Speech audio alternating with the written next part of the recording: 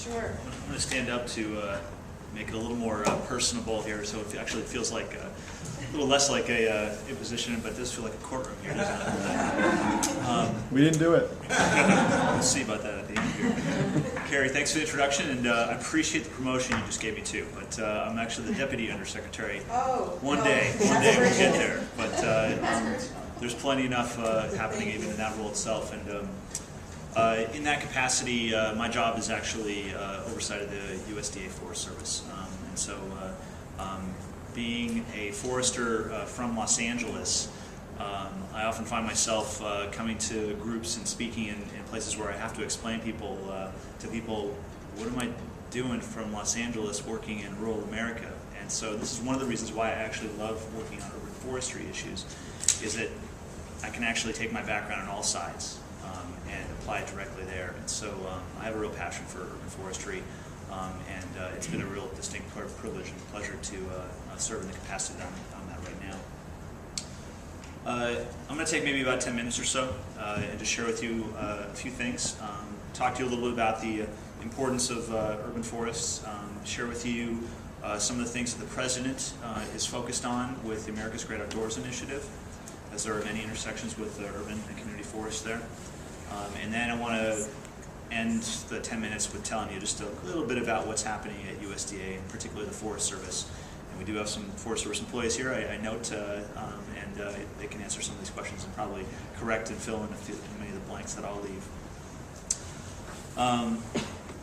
The importance of urban forests. I think this panel here, and big thanks, Carrie, for ACT, Alliance for Community Trees, for pulling this together. And the panel we have here, clearly private sector, NGO, state and local government, or all have a role in a place here, shows that there's a lot of roles, there's a lot of responsibilities that come with it.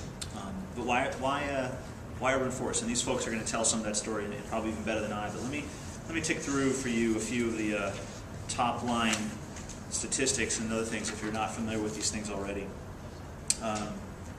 There's estimated about 3.8 billion urban trees in this country, valued at about $2.4 trillion. It's not a static thing. Those trees need some caring for. They help with air quality. Urban trees in the coterminous United States remove about 784,000 tons of air pollution each year. They help store carbon, help with climate change. In the U.S., urban trees store about 770 million tons of carbon. Energy use. They help the 100 million mature trees that are around buildings in the U.S. leads to an annual energy savings of $2 billion. That's about 25% of our energy bills can be saved when you have the right tree in the right place. Around real estate, landscaping with trees increases property values on average anywhere between 10 and 20%. And then even with things you may not think about right away, but with water flow and with water quality, trees can lower the expenses that cities, expenses for cities because they don't have to invest as much in expensive stormwater infrastructure. I think just here in DC alone, it's been calculated and quantified at about $3.7 million per year is saved in the district alone. And lastly, let me end on a note that's often probably forgotten about, but it ties a lot of this together, I think, for a lot of reasons why people hold urban forests close in their hearts. And that is that Forest Service research actually shows that, and by the way, these stats come from Forest Service materials and the research program. Let's see if I can actually get the right report so you all can look it up if you need it. But this came from the recently released Forest Service report, Sustaining America's Urban Trees and Forests. But lastly here, that this research proved that access to ample green space, even in the lowest income neighborhoods, helps children learn, reduce incidences of childhood asthma, and encourages outdoor play that helps fight obesity, something that the First Lady is keenly interested in. And at the same time reduces crime, levels of domestic aggression, and graffiti, and promotes neighborhood cohesion. What doesn't the urban tree do?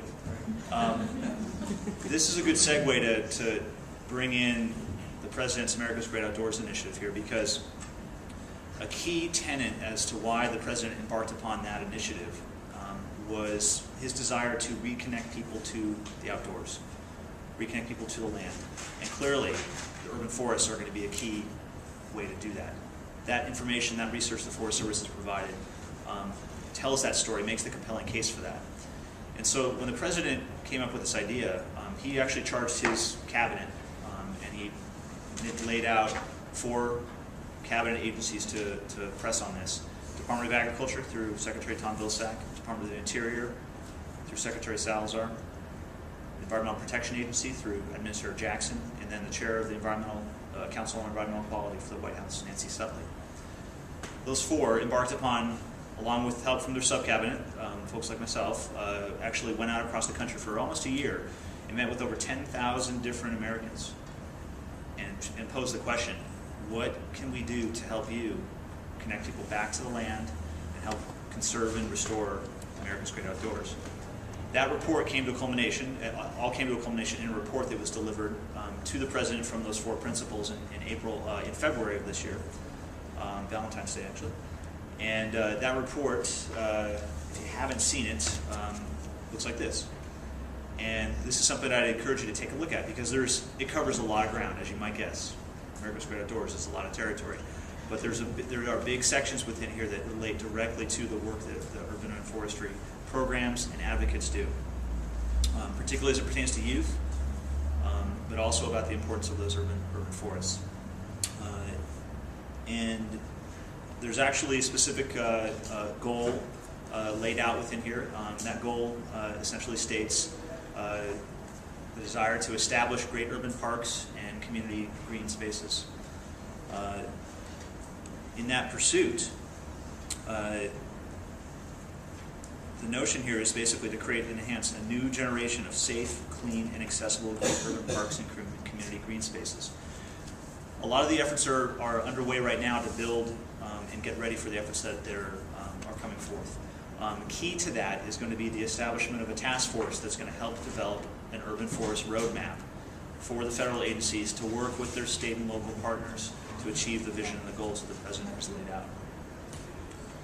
There are a number of other things that are afoot up there, and I'm most steeped in what's happening over at USDA, and I do believe if conflicts hadn't arisen, you would also be hearing from my counterpart and friend and colleague over at the Department of the Interior, Will Shafroth, who's the Assistant Secretary for Fish, Wildlife, and Parks.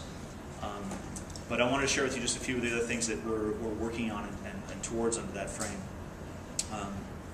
This year we're going to be finalizing the rulemaking for the Community and Open Space Conservation Program. This is a program that essentially was authorized in the last Farm Bill, 2008 Farm Bill, that essentially allows communities and nonprofits to acquire interest, easements in forest land to establish community forests. This is going to be a key tool in helping communities create those green spaces. Look for that soon. We're also going to be focused a lot on, clearly the Forest Service is known for a lot of its federal lands, so we're going to be looking to make those ties between the urban areas and the federal lands.